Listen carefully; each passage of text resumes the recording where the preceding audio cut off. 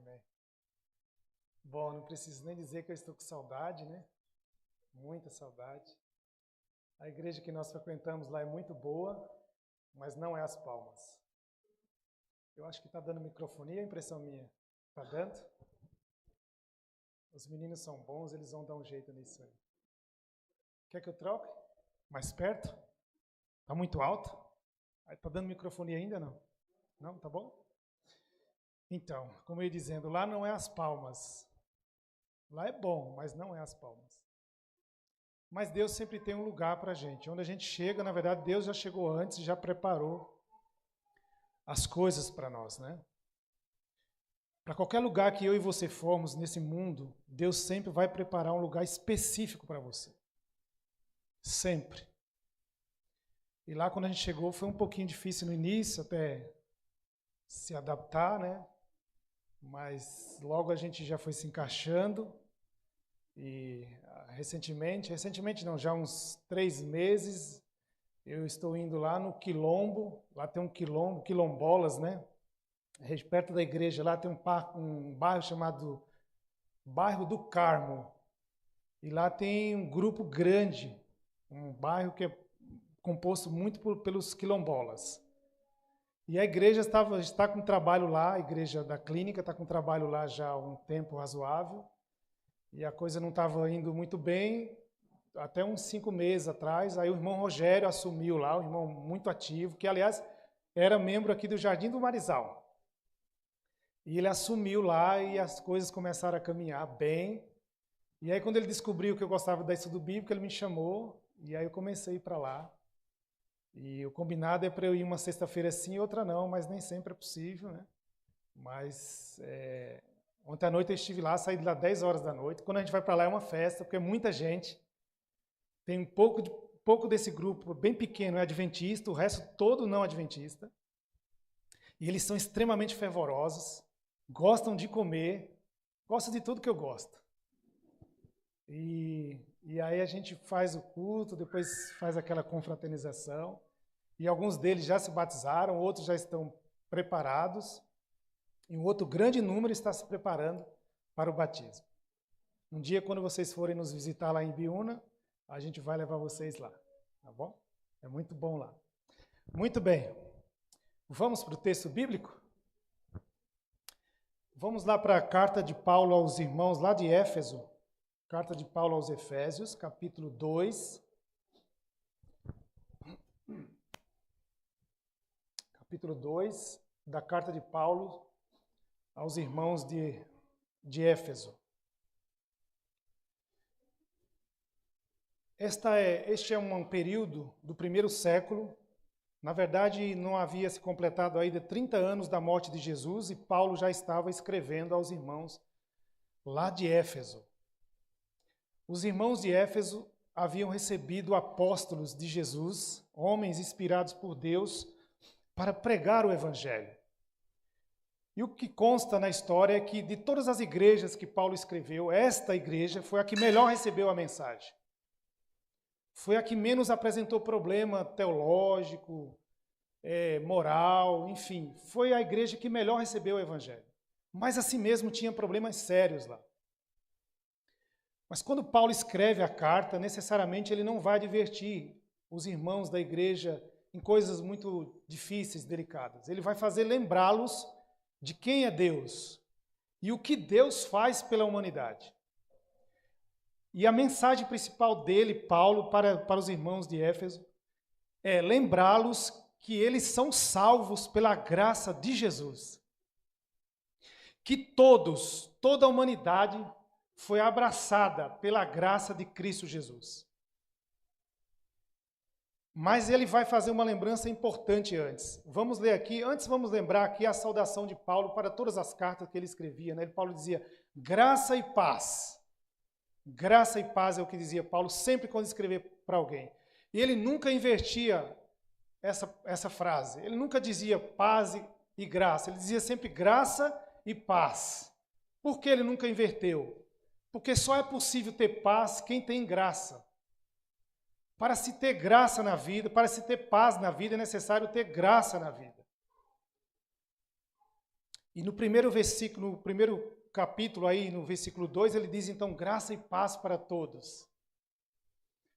Depois ele vai lembrar que as bênçãos de Deus, aí no comecinho do verso 1, do capítulo 1, ele vai lembrar que as bênçãos de Deus foi tão grande para aquela região, para aquele povo e para todos nós, que eu e você não podemos perder isso de vista. Não dá para perder isso de vista. Não é uma coisa que passou despercebido.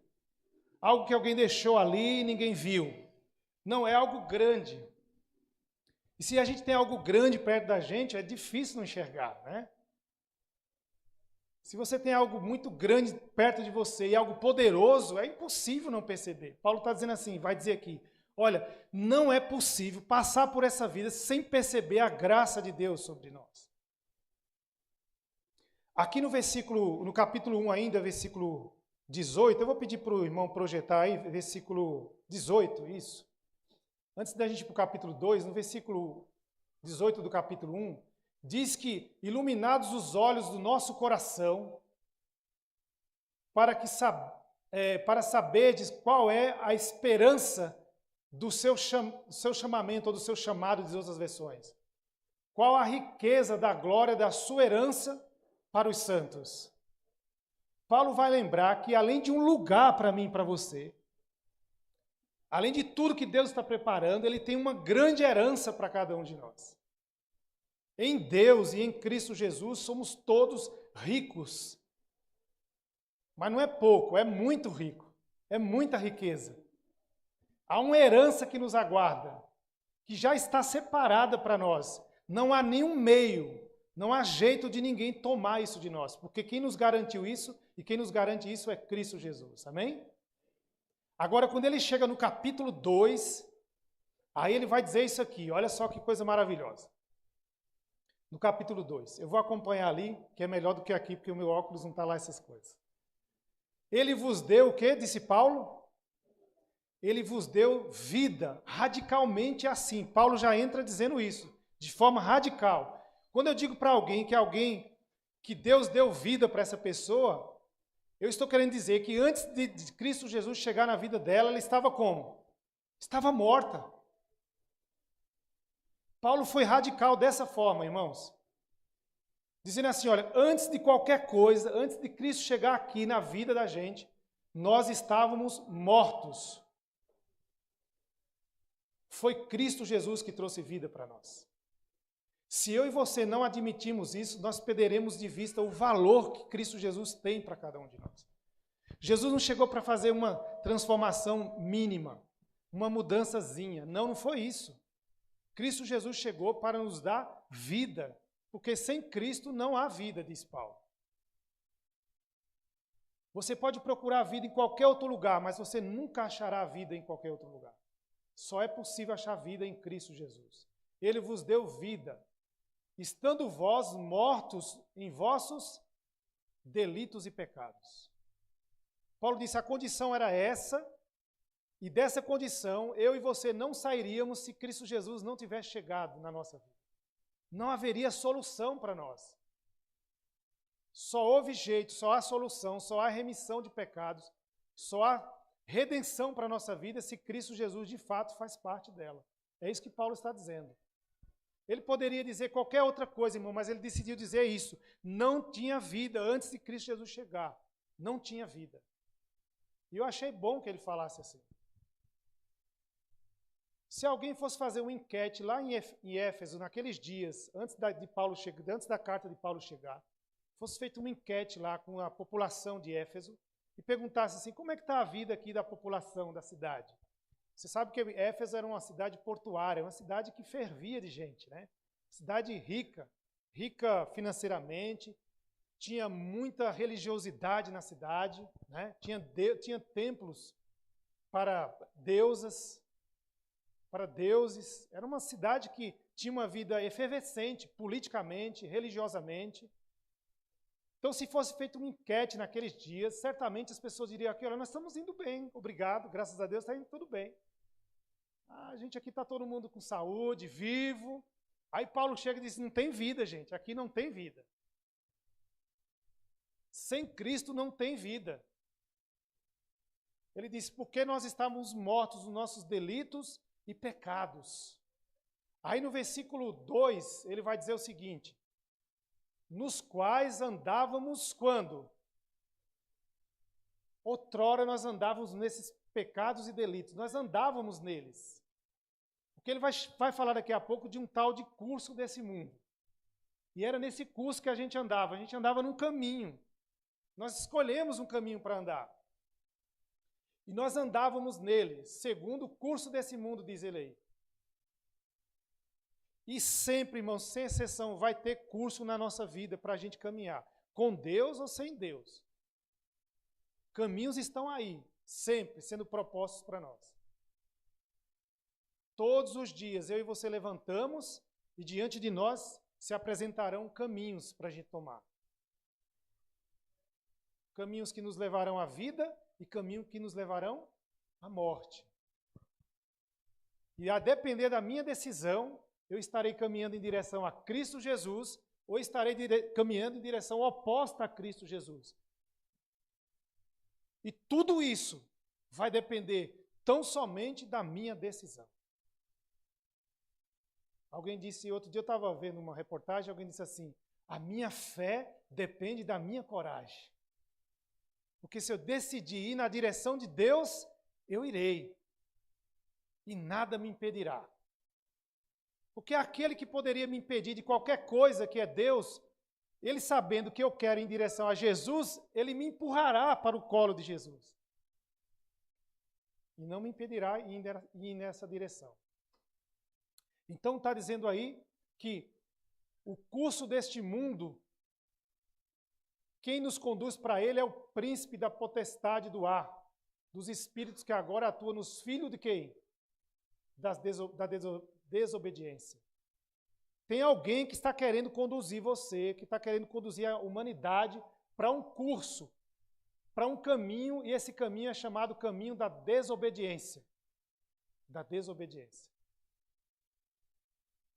Eu estudo todo domingo à tarde, ou quase todo domingo à tarde, com uma jovem aqui de São Paulo, ela estuda online, ela é uma psicóloga, e ela está enfrentando um problema muito nessa linha aqui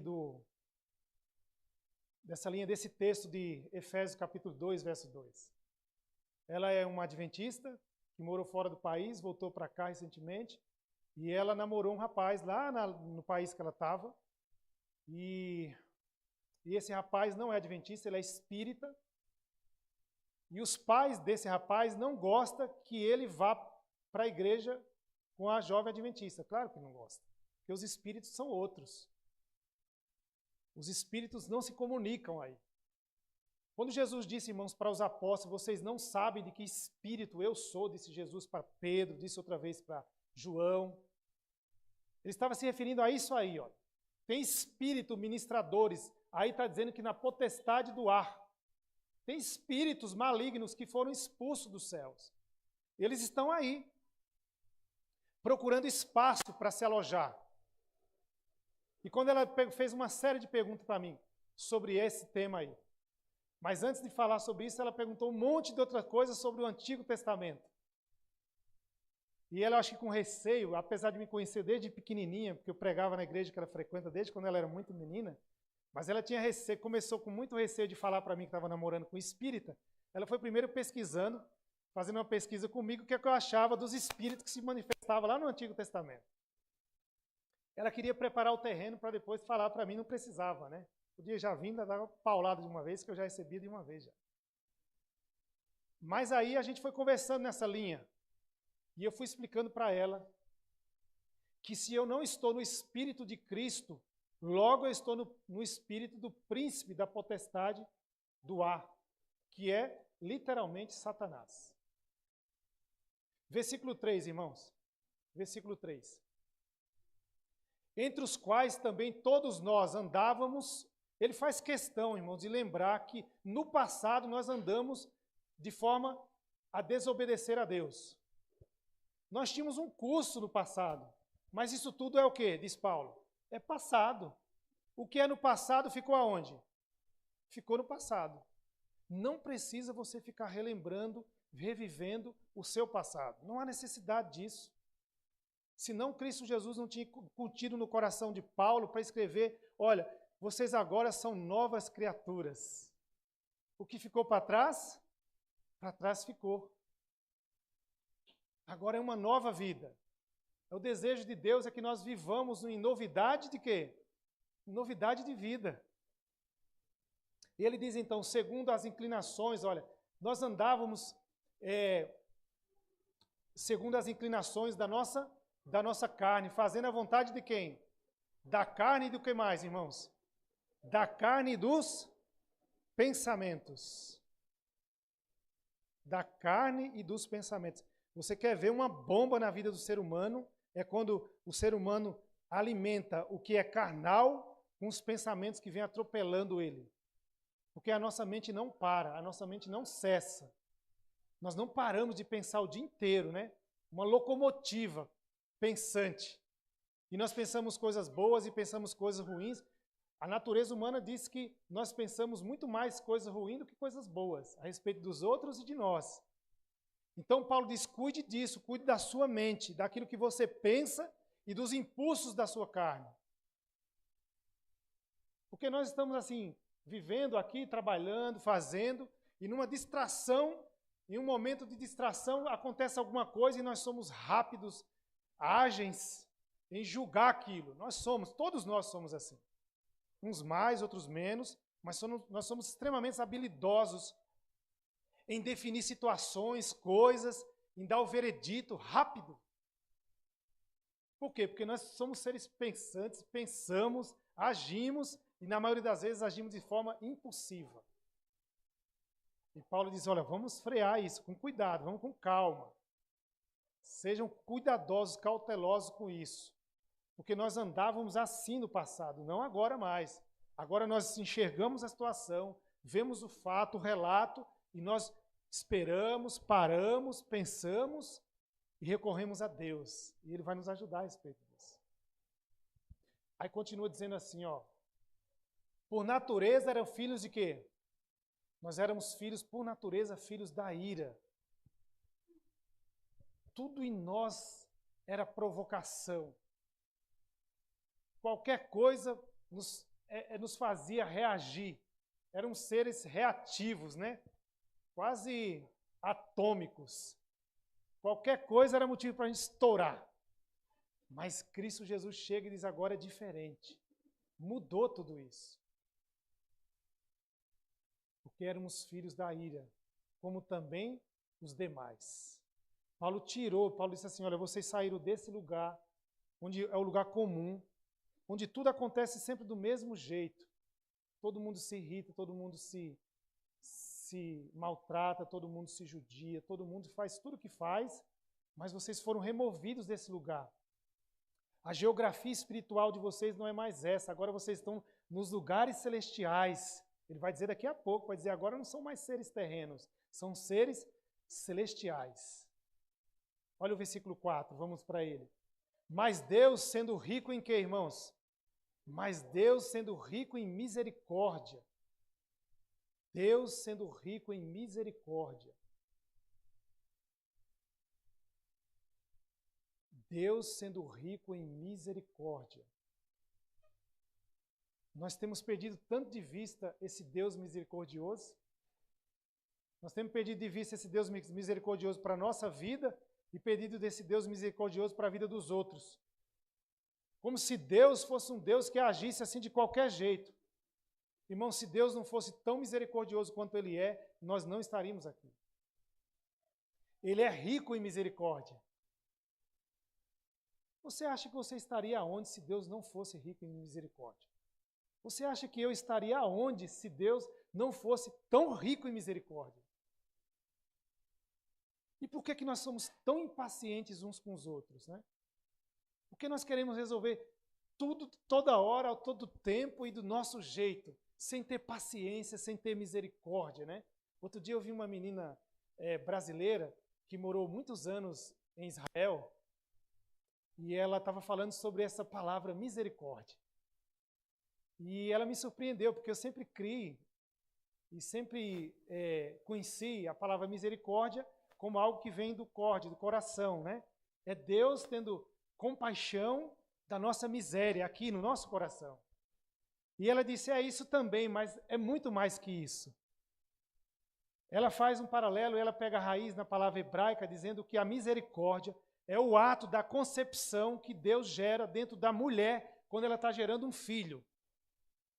Ela explicando a raiz hebraica da palavra. Porque não há um ato humano, mais precioso do que a geração de uma criança dentro de uma mãe, de um ser dentro do outro. No espaço certo, no tempo correto, uma alimentação ali, um ser sendo gerado dentro de outro. E ela foi explicando ali na raiz judaica como que Deus usa de misericórdia para um ser sobreviver dentro de outro ser. Sem que aquele ser maior que está dentro, está recebendo outro menor aqui dentro, sem que ele tenha controle de tudo que está acontecendo dentro dele. Mas ele está gerando um filho. E Deus é rico, irmãos, em misericórdia. Por causa do grande amor com que nos amou. Tem um motivo para Deus ser misericordioso comigo e com você. Tem um motivo. E o motivo é porque Ele nos ama. Não é um motivo banal. Deus, eu vou ser misericordioso para ver se o Juarez melhora. Eu vou ser misericordioso para ver se o Dio se torna um camarada gente boa. Para ver se ele trata melhor o Juarez, se o Juarez trata melhor a Ellen. Eu vou ser misericordioso para ver se acontece. Para ver se acontece. Não. Deus é misericordioso porque Ele já nos amou. Porque Ele nos amou e porque Ele nos ama, Ele é misericordioso. Aliás, essa menina que eu estava ouvindo, ela disse outra coisa muito importante também que eu aprendi de novo. Toda vez que eu aprendo alguma coisa nova, eu quero ensinar para os outros. Ela pegou o texto lá que Moisés pergunta para Deus assim, quando eu me apresentar diante de Faraó, e ele me perguntar quem me enviou, o que eu direi para ele? Aí a gente lê na língua portuguesa que Deus disse assim, olha, diga que o eu sou te enviou. Não foi assim que a gente lê? Não é assim, né? E é assim que eu li a vida inteira. E ela disse, mas não é isso. No hebraico não é isso. E eu fui pesquisar, irmãos. E não é isso mesmo. É muito mais que isso. Porque na língua hebraica, o verbo ser e estar não existe no presente. Na língua hebraica, o verbo ser e estar não existe no presente. Eu estou, eu sou, não existe na língua hebraica. Deus disse, na verdade, para Moisés, diga para Moisés, diga para Faraó, que quando ele perguntar para você quem te enviou, diga assim, olha, que o que te enviou é aquele que onde você estiver, ele estará, eu estarei, eu serei, onde você estiver, eu serei com você. É no futuro. Em qualquer lugar que você estiver, Moisés, em qualquer lugar, e não adianta ele te perseguir, porque Faraó perseguiu, tá certo? Deus estava querendo dizer para Faraó e para Moisés que onde Moisés fosse, e se Faraó fosse atrás, não ia adiantar, era ele perder tempo, porque Deus estaria cuidando de Moisés. Eu serei o que serei. Eu não sou o que sou, eu serei o que serei. Eu serei contigo, Moisés, tudo que eu fui, o tempo todo, e serei até o final. Não há um lugar ou qualquer momento que eu interromperei essa minha relação com você. É a onipresença de Deus, estava ali naquela fala de Deus com Moisés. E aí, irmãos, Deus está dizendo para mim e para você, eu sou rico em misericórdia por causa do amor que eu amei você. Versículo 5. E estando nós mortos em nossos delitos, nos deu vida juntamente com Cristo Jesus, pela graça sois salvos. Pela graça sois salvos. Pela graça nós somos salvos. O que poderia nos salvar, irmão, se não fosse a graça de Jesus? Que outra coisa poderia nos salvar se não fosse a graça de Jesus? Nesse grupo lá dos quilombolas, tem um grupo lá que são irmãos, são mulheres que vieram de igrejas pentecostais. E aí, o irmão Rogério falou assim, irmão Juarez, nós precisamos muito que você vá lá com os temas específicos por essas irmãs aí. Aí eu falei, tá bom, nós vamos falar. Que tema você quer que fale? Aí ele falou lá uns 3 temas, né? E um outro irmão que cuida lá também junto com o irmão Rogério, o irmão Abraão, me chamou no canto, assim, na penúltima vez que eu fui lá, e falou assim, irmão, vou te contar, tem uma delas que ela não deixa a gente falar. Quando a gente começa a falar, ela atropela a gente e começa a falar e não para. Então, quando você for dar o estudo lá, eu vou dar a introdução e você vai perceber que ela vai atropelar a minha fala, não deixa, aí eu tenho que cortar para ela deixar eu falar. E aí, quando você começar a falar, ela vai tentar cortar também. Ela vai começar a falar da igreja dela e falar da experiência espiritual dela. E aí você tem que ficar atento, senão ela vai tomar o espaço. Eu falei, fica tranquilo. E aí, quando eu fui da última vez, não ontem, da outra vez que eu fui, ela estava lá, estava ela, a mãe dela, mas um amor de pessoa, irmãos. Um amor de pessoa. Uma irmã crente mesmo, fiel, sabe daquela pentecostal, bem pentecostal mesmo? Daquela que, se você não segurar, ela pula do chão e sai pulando. E daí, o irmão Abraão começou a falar, e ela foi e intrometeu mesmo. E ela tomou a palavra e começou a falar. E daí tem um intervalo, né? Quando ele começa, ele abre espaço para as pessoas pedirem os pedidos. E aí eu estava do lado oposto dela, porque é uma garagem grande, é uma varanda e tem uma garagem. E o espaço inteiro é grande, é maior que isso aqui que nós estamos. E daí eu estava desse lado do grupo e ela estava do lado oposto. E aí tinha uma criança sentada do lado dela. E aí eu falei o seguinte, enquanto ela falava, eu tive uma ideia, né? Eu falei assim, eu vou trocar de lugar, eu vou sentar do lado dela. E aí eu saí do meu lugar daqui, fui lá, peguei no braço da criança, essa criança vai sempre na igreja aos sábados e domingos, peguei no braço dele, trouxe ele para o lado de cá e fui sentei do lado de lá, com a Bíblia na mão, e fiquei do lado dela, né? E daí daqui a pouco o irmão Abraão tomou a palavra, aí eu estava com a Bíblia aberta e falei, irmã, isso que a senhora falou, acabou de falar, tem tudo a ver com esse texto aqui que Paulo falou. E aí ele olhou para a Bíblia e aí eu tirei a atenção dela, né? E o irmão Abraão conseguiu continuar lá o negócio, senão não ia terminar aquele negócio, né? E aí ela começou a olhar para mim e falou assim, nossa, irmão, mas é mesmo, tá aqui, eu nunca tinha lido. E ela não, irmãos, ela não sabe ler. Ela não sabe ler. E aí mas ela anda com a Bíblia na mão, ela não sabe ler. E aí ela disse assim, lê, irmão, leia para mim, leia mais. Eu falei assim, vamos deixar o irmão Abraão terminar? Falei, não, irmão, leia mais, eu quero que o irmão leia mais para mim. E aí eu continuei lendo. Resumindo, irmão, quando o irmão Abraão terminou, quando eu levantei dali, ela estava mais desejosa de ouvir eu continuar contando a história do que ela falar da história dela. Quando eu levantei, que o irmão Abraão falou, irmão, agora é a sua vez, eu levantei, ela falou assim, você pode continuar falando o que eu estava falando aqui? Eu falei, mas esse tema mesmo que eu vou falar. E aí eu continuei falando. E aí, irmãos, agora, ontem eu fui lá, ela estava lá de novo, porque semana passada eu não fui. E aí, quando eu cheguei, eu mal cheguei, eu desci do carro, ela estava chegando com a mãe dela e com o cunhado, né? Aí ela me pegou pelo braço assim e falou assim, irmão, vamos ali. Antes do estudo começar, vamos estudar um pouquinho junto? Aí eu falei, vamos estudar junto. Aí estudamos um pouco junto. E ela falou, irmão, e o que você vai falar hoje? Eu falei assim, hoje eu vou falar sobre dom de línguas. Irmão, esse aí eu gosto demais. Irmão, esse é o que eu mais gosto. Como é que o irmão adivinhou? Eu falei, não adivinhei, eu sabia que a senhora estava aqui, eu ia falar sobre isso. Só que não dá para falar num tema só, que é muito importante esse tema.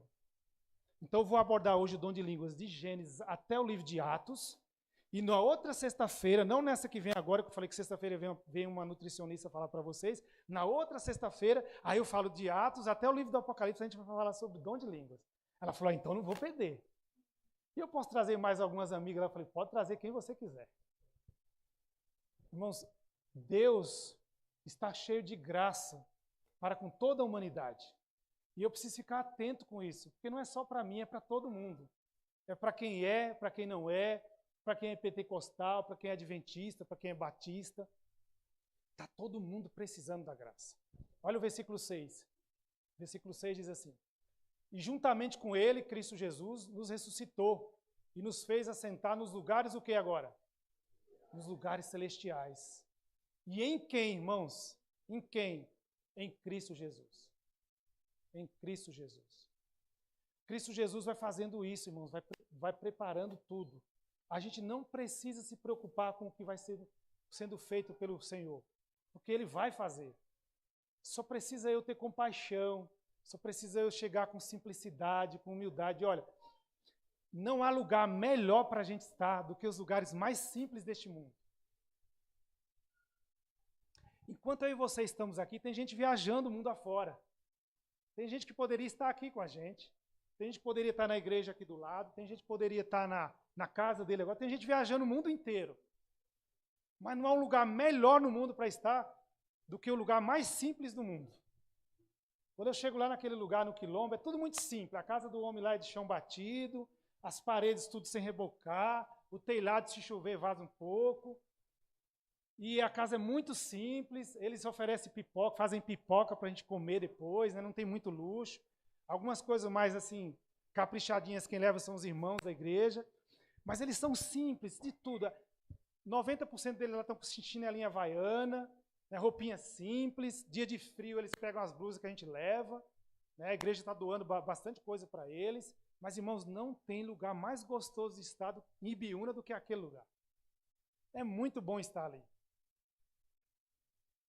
Porque Deus disse para mim e para você que o lugar melhor para estar no mundo são os lugares da simplicidade.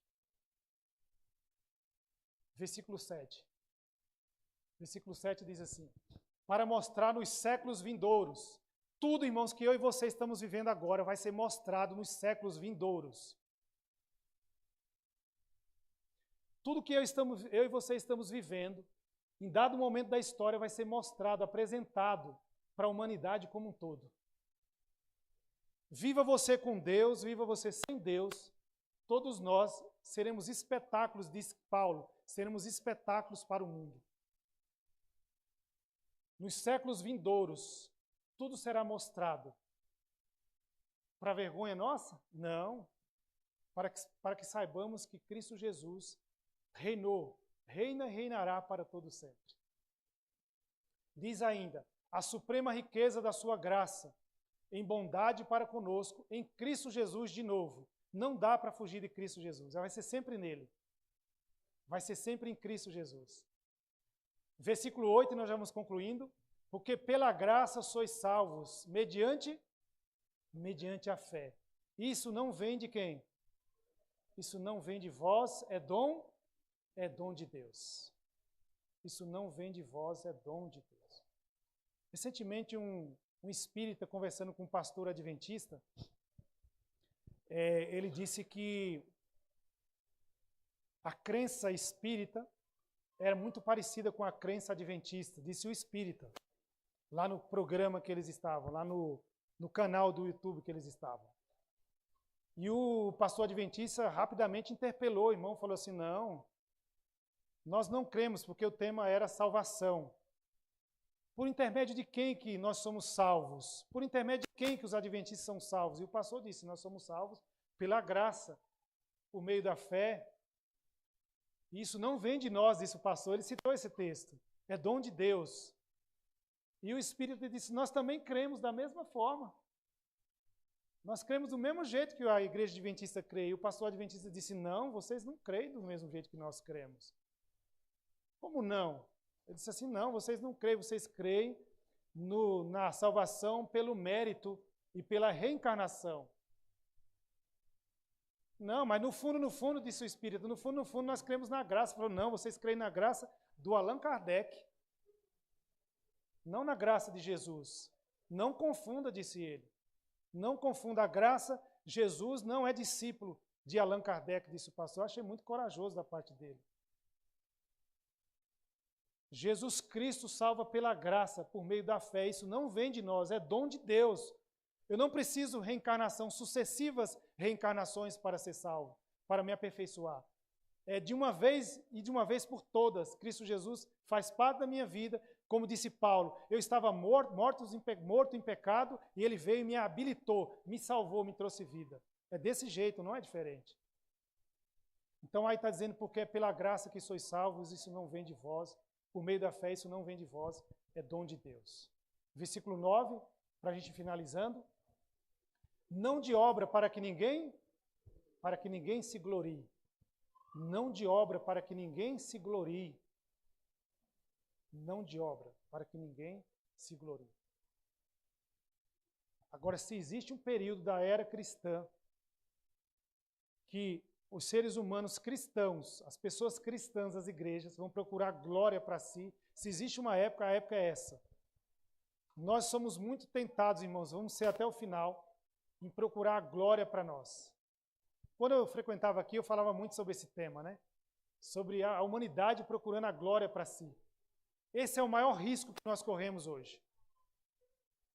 O risco maior que nós corremos, na atualidade, é de nós buscarmos a glória, ou pegarmos a glória que é de Deus e trazermos para nós. Esse é o maior risco hoje. Porque o mundo, como está se apresentando, o curso desse mundo é para que todas as pessoas se sintam grandes, poderosas. Como que é a palavra da moda aí já há um tempo? Empoderadas, né? Que as pessoas se sintam empoderadas. O empoderamento do diabo, né, que as pessoas querem, né? Empoderamento de Deus, o pessoal não tá querendo, mas do diabo, tá, o negócio está assim, olha, você pode, você é empoderado, empoderada, né? Por que você não fez ainda?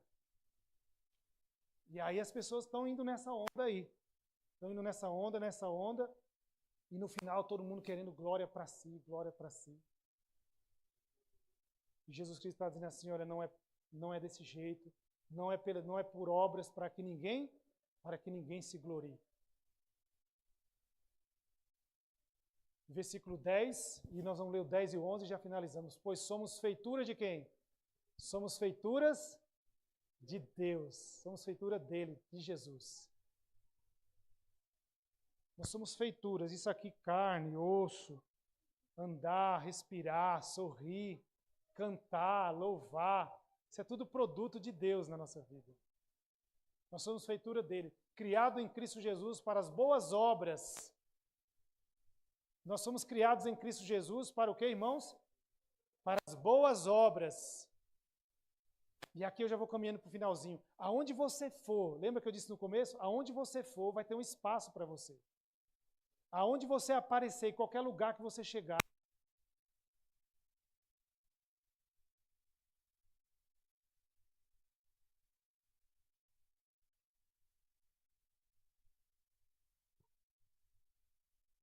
som. Aqui. Aonde você for, vai ter um espaço para boa obra para você. Não precisa você se preocupar. Se você está em Cristo Jesus, aonde você chegar, as pessoas vão dizer assim, está precisando de você aqui. Nossa, só faltava você para chegar aqui, porque vai encaixar direitinho nesse lugar aqui. Quando você está em Cristo Jesus, irmão, tem gente te aguardando chegar lá. Para você trabalhar, para você andar, para você realizar. Ontem, lá no finalzinho do pequeno grupo, aí eu conheci um rapaz que ele estava separado da esposa. Um rapaz não, um senhor já. Ele estava separado da esposa e ele estava há mais de 2 meses longe de casa. Tinha ido embora. E o grupo lá estava orando para ele voltar. E ele voltou, né? E ele voltou. E ele mora num barraquinho, ele mora num barraco de madeira. A família dele mora, ele, a esposa e os 6 filhos. E aí, a casa, eu fui depois do culto lá, a gente foi rapidamente na casa, é feita de madeira e tem umas frechas assim, bem largas, assim, dá mais ou menos uns 10 centímetros de uma madeira para outra. Aquilo no frio deve ser um horror, né? E aí, o irmão Rogério falou assim, irmão, nós estamos já numa campanha que nós vamos construir a casa para ele. Então, se o irmão tiver lá vaso sanitário, porta, assim, alguma coisa na obra do irmão, o irmão avisa que a gente vai lá com o carro e busca, né? Porque a gente quer construir a casa dele. E aí eu falei, irmão, nossa, mas só o que tem lá nas obras lá é coisa. Tem porta, tem janela, tem vaso, tem pia, tem um monte de coisa. Veja um dia aí para o irmão olhar que a gente separa tudo, tem muita coisa lá. Tem bloco para construir a casa, tem mais de 1000 blocos lá separados.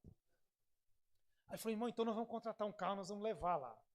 E aí nós conversamos com ele depois no final, e aí eu conversei com ele assim, falei, olha, nós estamos preparando uma casa, vamos preparar a casa para você. Mas independente de você ter a casa ou não, volta para a tua família, fica com a tua família. Porque esse aqui é o teu lugar. Você saiu, os seus filhos ficaram aqui chorando, nos estudos que você não estava, nas vezes que você não estava aqui, os seus filhos falavam que estavam com saudade de você, o mais velho estava chorando todo o tempo, o mais velho dele tem 11 anos. O mais velho dele chorando, porque o mais velho é muito apegado ao pai, chorando, chora muito, né, com saudade do pai. Então, você veja que onde a gente chega, onde você chega com vontade de fazer, vai ter espaço para você fazer. Sempre vai ter um lugar para você trabalhar. E agora o último versículo, para a gente finalizar, diz o versículo 11, diz assim, portanto lembrai-vos, a gente não pode esquecer, irmãos, portanto lembrai-vos de que outrora você e eu éramos gentios na carne. Vivíamos de qualquer jeito, chamados incircuncisos, né? Chamados de incircuncisão por aqueles que se intitulam circuncisos na carne. Mas isso era feitura humana, na carne por mãos humanas. Então aqui eu finalizo, irmão, com esse texto, e eu gostaria de lembrar você, porque o texto diz aí, lembrai-vos, o texto diz, começa esse versículo. Nós não podemos esquecer, é para lembrar. Porque o mundo em que nós vivemos nos faz esquecer rapidamente das coisas de Deus. A gente está aqui com Deus agora e está fazendo. Ontem eu estava à noite lá no grupo com o pessoal, estava fazendo um monte de coisa, várias coisas com eles. Antes de começar o estudo, eles fazendo um monte de perguntas, a irmãzinha pentecostal fazendo um monte de perguntas, terminou o estudo, fomos na casa do outro irmão lá, e eles fazendo pergunta, e o dono da casa falou assim, olha irmão, eu leio a Bíblia, e eu não entendo quase nada da Bíblia. O dono da casa, ele cede lá a casa há mais de 8 meses para dar o estudo bíblico. E assim, na hora que eu terminei a meditação, era hora de comer a pipoca com chá, ele me puxou, fez eu sentar no banco do lado dele, e falou, irmão, por onde que eu começo a ler a Bíblia para entender melhor a Bíblia? Porque eu já comecei várias vezes pelo Antigo Testamento, mas eu tenho muita dificuldade. E eu falei assim, abre a sua Bíblia aí. Aí ele abriu, aí eu falei, abre no livro de Mateus. Aí eu falei, olha, começa por aqui, pelo livro de Mateus, vai lendo devagarinho. E aí quando você não entender alguma coisa, você tem meu número de WhatsApp, você vai mandando mensagem. Ou para mim, ou para o Rogério, vai conversando com a gente. Mas não deixa de ler. Não deixa de ler. Para você não esquecer. Irmãos, eu estou lá nessa efervescência, dando estudo. Eu saio de lá, se eu descuidar, eu esqueço daqueles irmãos. Se eu começar a me distrair, fazer as minhas coisas, eu esqueço que eu tenho que orar por eles, eu tenho que lembrar deles. Quando chegar lá, eu tenho que ter uma conexão daquilo que aconteceu da última vez com aquilo que vai acontecer quando eu chegar lá. Porque, para mim, pode ser algo insignificante ou menor, de menor valor. Para eles, não é. Eles estão ansiosos aguardando a gente lá. O pessoal da clínica adventista chega lá. Os membros da igreja lá da clínica chegam lá. E eles acham que aquilo que eles falaram para mim há 15 dias está aqui fresquinho na minha mente. Então eles vão retomar o assunto dos últimos dias lá. Então eu preciso lembrar não apenas deles, mas lembrar daquilo que nós conversamos, daquilo que nós tratamos. Isso é dar importância, dar valor para as pessoas. As pessoas se aproximam, se achegam a você a partir do momento que você dá valor para elas. Porque o mundo está dizendo para as pessoas que elas não têm valor. Mas Jesus diz ao contrário, diz que você é um ser do valor. Você é o mais valioso que existe, você é o valor em pessoa. Então, quando eu dou essa importância, quando eu sento, quando eu puxo, sento no braço, ou quando eu sou puxado por eles, e sento e dou atenção, eu estou dizendo para eles, eles estão entendendo a linguagem corporal, verbal, de que eles são importantes. E aí termina dizendo assim, eu terminei já o texto aí, né? Mas eu quero pegar essa fala aí de que aqueles que se intitulam, cuidado como você tem se intitulado na vida. Intitular é se qualificar, a mesma coisa que se qualificar, né? Como é que eu me sinto? Como é que eu me vejo? Eu me vejo só pelos erros que eu já cometi? Eu fico olhando assim, puxa, mas eu errei naquele dia com fulano, com ciclano, naquela situação fui horrorosa para resolver aquilo lá, e aí eu, a partir disso me intitulo ou me qualifico desse jeito. Ou não, eu me intitulo a pessoa, o cara, né?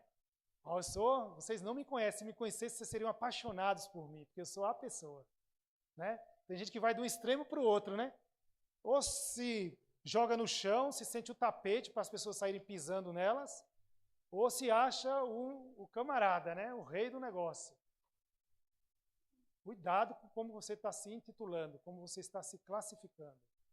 Por isso que eu disse que é bom estar no lugar da simplicidade, da humildade. E quando eu disse um lugar geográfico lá do quilombola, lá dos quilombolas, estou dizendo apenas o lugar geográfico, mas o lugar mesmo de simplicidade universal é Jesus Cristo. Por isso que Paulo disse aí nesse texto que nós lemos, sempre em Jesus. Nós somos salvos em Jesus, chamados para ser filiados em Deus em Jesus. Porque o lugar da simplicidade é Cristo Jesus. É Jesus que nos coloca no lugar, no devido lugar, no lugar mais singelo, mais simples do mundo. Por isso que quando a prostituta foi levada a ele, se sentiu acolhida. Por isso que quando o Zaqueu soube que ele ia passar, correu e subiu na árvore. E quando foi chamado, desceu logo e foi depressa para casa. Porque todo mundo se sentia acolhido. E em Jesus as pessoas sabiam o seu valor. Então, portanto, nem você se intitule para baixo, nem muito para o alto, nem permita que os outros façam isso com você. Porque o Jesus que te salvou, ele vai te aperfeiçoar e vai te intitular e vai te deixar do jeito que ele quer deixar.